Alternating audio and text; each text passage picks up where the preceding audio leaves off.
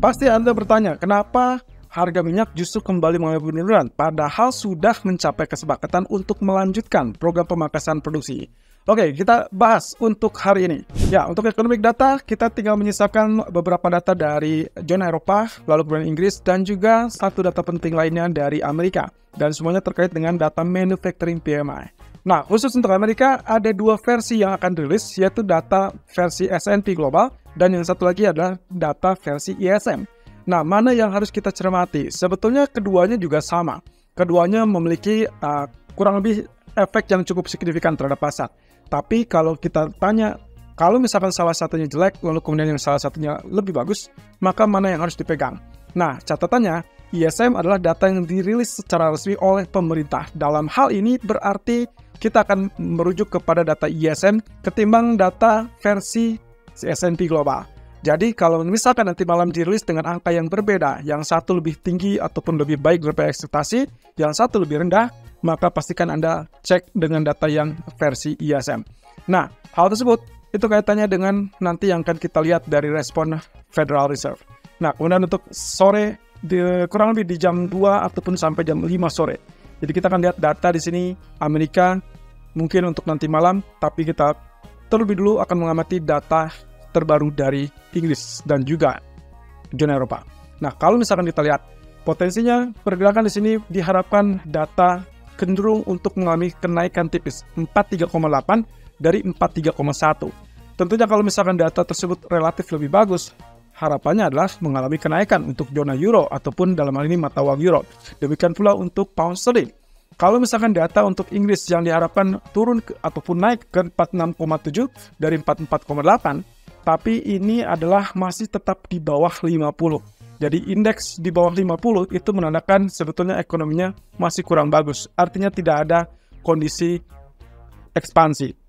Nah, dengan demikian, kalaupun nanti responnya adalah kenaikan, maka kemungkinan potensinya adalah kenaikan sementara, alias hanya bersifat terbatas. Kecuali kalau kita lihat data relatif lebih tinggi daripada ekspektasi, katakanlah mencapai level 50, maka itu adalah kabar positif untuk mata uang yang bersangkutan. Sebaliknya, untuk nanti malam juga hampir mirip dengan apa yang tadi kita bahas. Jadi, yang terpenting kita lihat terlebih dulu PMI, manufacturer versi S&P Global. Biasanya dia akan rilis lebih dulu, lalu kemudian dilanjutkan 15 menit kemudian versi pemerintah, dalam hal ini adalah ISM. Nah, tapi catatannya teman-teman, kali ini menunjukkan angka yang sedikit berbeda. Data versi S&P Global menunjukkan data relatif mengalami penurunan 49,4 dari 50. Nah, sementara kalau kita lihat dari ISM, justru dia diharapkan atau diperkirakan akan memiliki kenaikan dari 46,7 menjadi 47,6. Nah, tentunya ini yang akan memusingkan, terutama untuk bagi trader. Kalaupun misalkan data S&P Global sesuai dengan ekspektasi berada di bawah, maka kemungkinan dolar akan mengalami penurunan alias pelemahan. Nah, tapi karena faktor berita tersebut hanya berselisih dengan 15 menit kemudian, maka 15 menit kemudian adalah hal yang paling menentukan. Apakah ISM akan seiring sejalan dengan data S&P Global atau justru pertentangan, yaitu berarti kalau sesuai dengan ekspektasi dari ISM, diharapkan mengalami kenaikan. Kalau itu yang terjadi, maka dolar akan berbalik naik, teman-teman. Nah, jadi perhatikan, kalau keduanya relatif seiring sejalan, entah itu lebih kuat ataupun lebih lemah, maka dolar akan mengikuti sesuai dengan keduanya. Tapi kalau misalkan hanya salah satu, maka yang dipilih adalah ISM. Sementara itu, Powell speech dan juga Lagarde itu yang akan menjadi patokan ataupun acuan bagi para pelaku pasar menjelang akhir pekan ini. Dengan satu catatan, teman-teman, Powell itu kemungkinan akan memberikan kisi-kisi ataupun petunjuk terkait dengan apa yang akan dilakukan Fed di pertemuan 13 Desember mendatang. Oke, kita langsung beralih kepada apa yang menggerakkan market tadi malam. Setidaknya ada sentimen di kisaran keputusan OPEC tadi malam, lalu kemudian juga ada tentang dua data inflasi, yang satu inflasi PCE dari Amerika, yang satu adalah inflasi dari zona Eropa. Oke, kita bahas satu persatu. Terkait dengan keputusan dari OPEC, disepakati dilanjutkan pemangkasan produksi, tapi kenapa dia turun? Kalau Anda lihat reaksinya, satu hari menjelang sampai beberapa jam setelah rapat dimulai, kita melihat spike ataupun kenaikan sampai zona $79. Dan kalau Anda lihat di video kemarin, technical saya sempat mengupas selama dia tidak tembus 79 ataupun level 80, hati-hati dia akan berbalik turun, terutama kalau ternyata kesepakatannya hanya 1 juta barrel per day. Dan apa yang terjadi? Yes, kesepakatannya adalah 1 juta barrel per day untuk pemangkasan lanjutan. Nah, cuma di sini ada perbedaannya, yaitu terkait dengan voluntary ataupun kesepakatan untuk memangkas secara sukarela dari masing-masing negara anggota OPEC. Dan angkanya sebetulnya kalau di total jumlahnya adalah 2 juta atau kurang lebih 2,1 juta barrel per hari. Nah, tapi kenapa ternyata harga minyak malah tetap turun? Nah, ternyata di sini kondisinya adalah kesepakatan kelompok yang tidak dimunculkan. Lalu kemudian tidak ada detail yang cukup jelas terkait dengan sampai kapan hal itu akan berlaku. Walaupun menurut data OPEC akan melakukan pertemuan berikutnya di bulan Juni 2024, tapi kemungkinan tidak akan memberikan kisi-kisi yang terlalu besar, apalagi kalau misalkan terkait dengan pemangkasan produksi. Nah, jadi sebetulnya apa yang terjadi dengan OPEC adalah karena ketidakpastian atau ketidakjelasan. Itulah yang membuat kenapa harga minyak kembali turun. Ditambah lagi ada pembangkangan dari Angola. Walaupun Angola ini dinilai sebagai negara kecil di Afrika yang memiliki sumber produksi dan juga kuota produksinya relatif lebih kecil. Jadi seharusnya tidak mempengaruhi secara global. Nah, tapi di sini adanya ketidaksepakatan ataupun ketidaksinkronan terhadap kesepakatan yang dicapai, maka itu dianggap oleh pasar sebagai ketidakpastian dan juga ketidakkompakan dari OPEC. Nah, hal yang menarik adalah data inflasi dari Amerika. PCE, kita lihat datanya relatif sesuai dengan ekspektasi. Turun, tapi kemudian kenapa dolar malah menguat? Kalau Anda perhatikan lagi, data detail di situ disebutkan klaim pengangguran mengalami kenaikan. Jadi ada angka sekitar 218, padahal yang diharapkan adalah 220. Tentunya angka yang lebih kecil dari ekspektasi itu yang membuat dolar mengalami kenaikan. Tapi hati-hati, kalau Anda menjabarkannya versus dengan previous atau minggu lalu, sebetulnya angkanya relatif lebih besar. Jadi seharusnya itu juga akan menunjang kepada dolar. Jadi apa yang membuat dolar mengalami penguatan? Salah satu adalah statement dari Federal Reserve. Dalam hal ini adalah John Williams dan juga Mary Daly. Yang ternyata yang tadinya diharapkan relatif dovish, ternyata kurang dovish.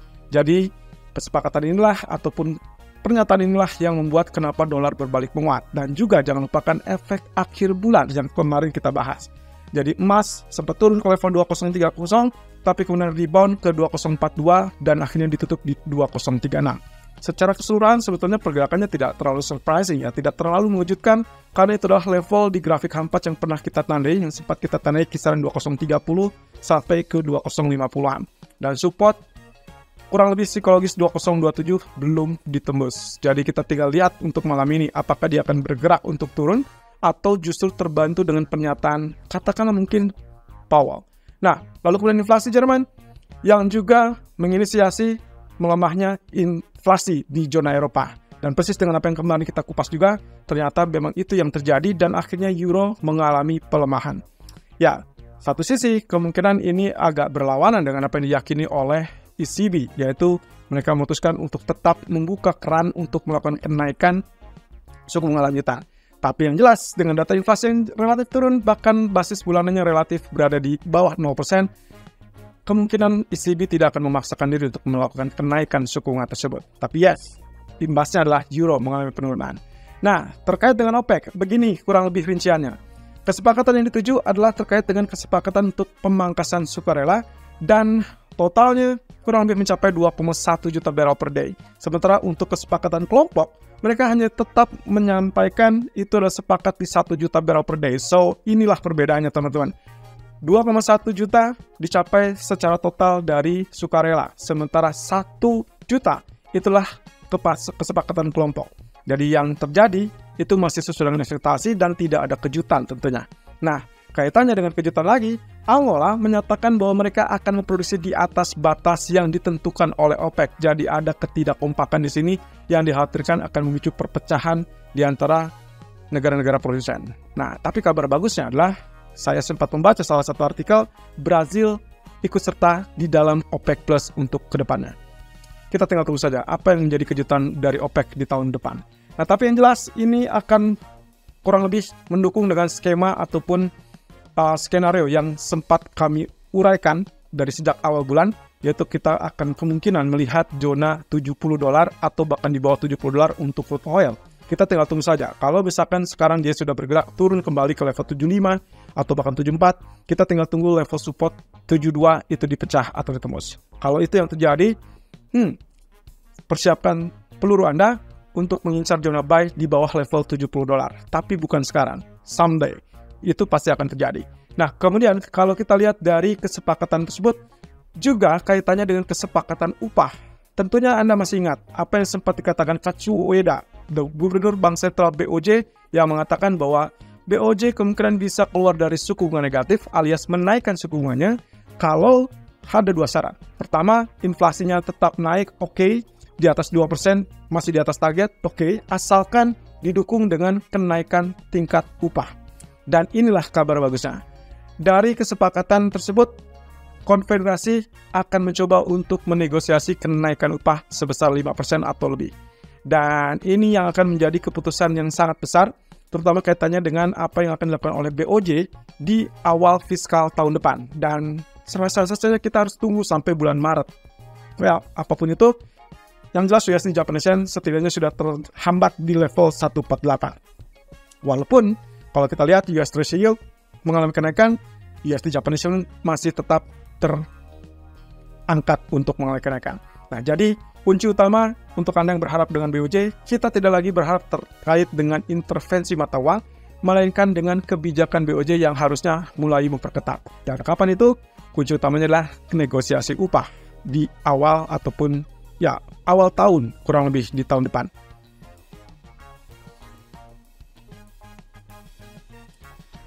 Berbalik dengan apa yang akan kita fokuskan hari ini, hanya ada 3 poin utama yang menurut saya akan menjadi faktor penggerak market. Yang pertama adalah kaitannya dengan Federal Reserve Speaker.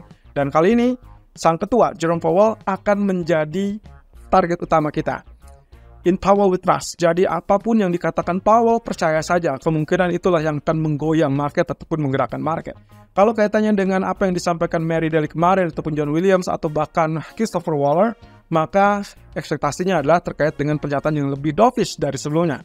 Tapi sayangnya, kalau misalkan kita bicara tentang Mary Daly, ternyata dia dikenal sebagai juru bicara dari Powell, alias sangat dekat dengan Powell, sehingga apapun yang disampaikannya biasanya kecenderungannya menjadi pandangan pula dari seorang Powell. So, yang harus saya khawatirkan, ini adalah pernyataan yang less hawkish, tapi juga less dovish. Tentunya akan ada berada di tengah-tengah, dan lagi-lagi penekanannya adalah terkait dengan data ekonomi, dan itu berarti tergantung data non-farm payroll yang akan dirilis minggu depan.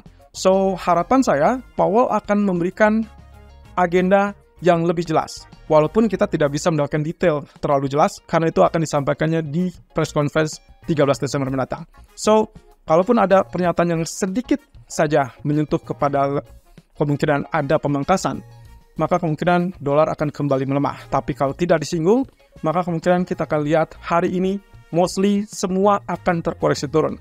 Nah, sementara untuk Christine Lagarde diharapkan memberikan kemungkinan gambaran terkait dengan apa yang akan dilakukan oleh ECB berikutnya.